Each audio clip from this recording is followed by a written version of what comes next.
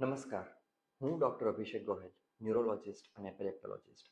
આજે આપણે ઓરા વિશે વાત કરીશું. ઓરા એક ખેંચનો પ્રકાર છે, જે ખેંચ ચાલુ થતાં પહેલાં પેશન્ટને એક ભાસ થાય છે. ઓરા દરમિયાન આપણી ચેતના મીન્સ કે અવેરનેસ જળવાયેલી હોય. કયા ભાગમાંથી ખેંચ ચાલુ થાય છે મગજના એના ઉપર ડિપેન્ડ હોય છે.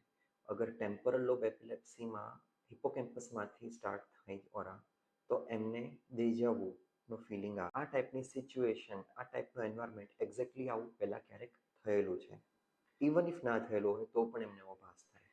બીજો એમિગડેલા એક પાર્ટ છે, એમાંથી ખેંચ આવે તો ઇમોશનલ મેનિફેસ્ટેશન આવે. ખૂબ હસ્યા કરે, ખૂબ રડ્યા કરે, અથવા તો એકદમનું ઇમોશનલ થઈ જાય. જૂની ક્યારેક મેમોરીઝ પણ પાછી. મોસ્ટ કોમન ઓરા રાઇઝિંગ એપિગેસ્ટ્રિક સેન્સેશનની હોય છે, જેમાં પેશન્ટને કંઈક અજુગતું પેટમાંથી ઉપર આવતું હોય એવો ભાસ થાય છે.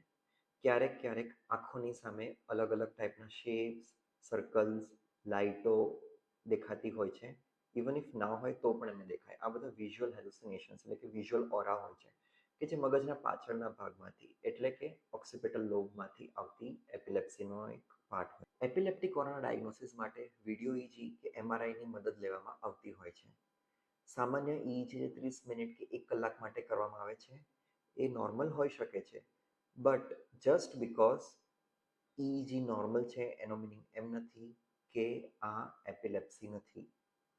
વિડીયો ઇજી દરમિયાન અગર આ બધા ઓરાસ પકડવામાં આવે તો મગજના નાના ભાગમાંથી આવતા તરંગો પણ પકડાઈ શકે છે અને ડાયગ્નોસિસ મળી શકે છે. ઓરાની ટ્રીટમેન્ટ એટલી જ અગત્યની છે જેટલી એપિલેપ્સીની ટ્રીટમેન્ટ અગત્યની છે.